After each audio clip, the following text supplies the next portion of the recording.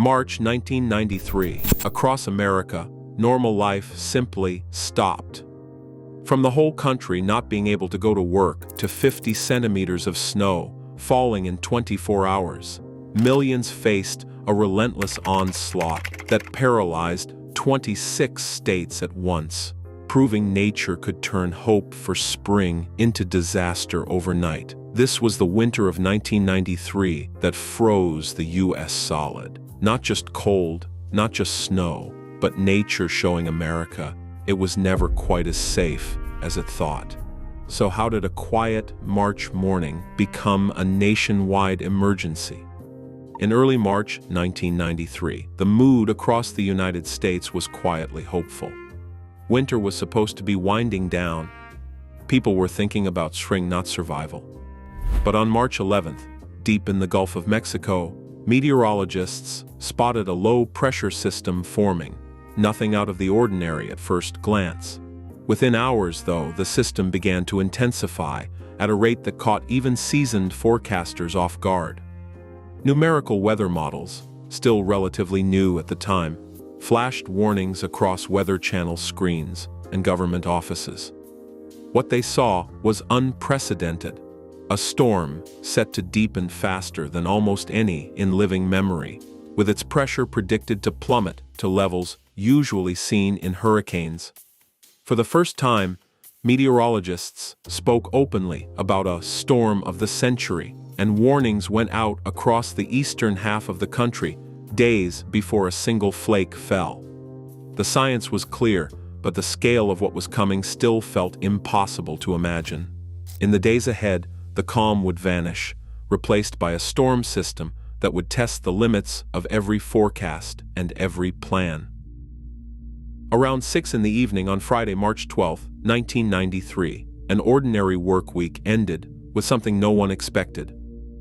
Along the Gulf Coast, as commuters headed home, the sky turned gray and heavy. Snow began to fall, first as flurries in places like Mobile and Pensacola, then as a steady driving curtain that quickly erased the familiar landscape. In minutes, highways and palm-lined streets vanished under thick, wet snow. For many, it was the first time they had ever seen snow in their hometowns. Behind the scenes, meteorologists watched the numbers spiral. The low-pressure system over the Gulf was not just intensifying, it was undergoing bombogenesis, dropping 24 millibars in less than 12 hours. Barometers in weather offices crashed past levels usually reserved for hurricanes. Satellite loops showed a storm swelling in real time, its comma-shaped cloud mass growing wider by the hour. By nightfall, the Deep South was locked in a winter event that defied memory. Cars spun out on bridges glazed with ice. Palm trees bent under the weight of snow. The ordinary rhythm of a Friday night gave way to a sense of awe and confusion as nature rewrote the rules in a matter of hours. By dawn on March 13th, the eastern United States was transformed. Snow blanketed the landscape from Alabama to Maine, swallowing highways, towns, and entire cities. The numbers told the story. Birmingham, Alabama, reported 13 inches. Chattanooga, Tennessee, received 20 inches. In upstate New York, Syracuse disappeared under 43 inches of snow. On Mount Mitchell, North Carolina, drifts piled up to 50 inches deep, setting a new record for the region. These were not isolated pockets. 26 states, all at once, found themselves buried. In Atlanta, palm trees bent under a white load. In the mountains, snow drifted against houses until windows vanished. Roads disappeared beneath walls of wind-packed snow. The storm's reach was so vast that maps from the time show a single unbroken swath of white stretching from the Gulf Coast straight up to the Canadian border. What began as a southern anomaly had overnight become a continental whiteout. The sheer scale was almost impossible to grasp. An entire section of the country stopped cold and silent, waiting for the next blow. The storm's arrival brought more than inconvenience. It brought tragedy on a scale the United States hadn't seen from winter weather in decades. Across 26 states, nearly 270 people lost their lives in just a few days. Some died in their home, cut off by snowdrifts and powerless as temperatures plunged. Others were stranded in vehicles on highways that vanished under whiteout conditions, running engines for warmth until fuel ran out or the cold became too much. Heart attacks struck dozens who tried to clear heavy, wet snow from driveways and roofs. Along Florida's Gulf Coast, the storm surge rose overnight, sweeping away homes and lives before the snow even began to fall inland. Tornadoes spawned by the same system tore through Florida communities in the dark, leaving entire neighborhoods in ruins and adding to the death toll. In the Appalachian Mountains, isolation became deadly. Families in remote hollows waited for help that couldn't come, running low on food, medicine, and heating fuel as roads remained impassable for days.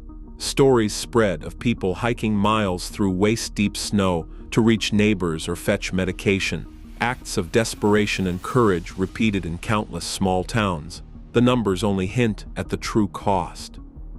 Every statistic is a family changed forever. Airports across the eastern United States fell silent as the storm swept in. Hartsfield-Jackson in Atlanta, one of the busiest airports in the world, shut down almost entirely. Terminals filled with stranded travelers, their flights canceled with no idea when they would move again. From Charlotte to New York, Boston to Miami, runways vanished beneath snow and ice.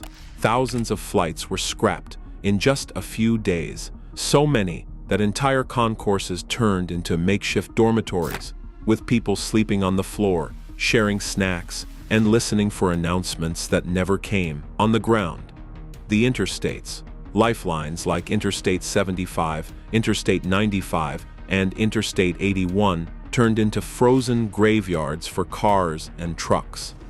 In the Appalachians, snowdrifts piled higher than the roofs of semis.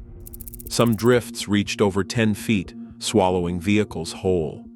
Rescue crews found lines of abandoned cars stretching for miles, engines dead, windows frosted over. For nearly 2 days, nothing moved. Buses, trains, delivery trucks all stopped cold. The entire transport network, from airports to highways, simply ceased to function. For millions, the world had shrunk to wherever they happened to be when the storm hit, and there was no way out. Barometers across the east crashed as the storm's core intensified.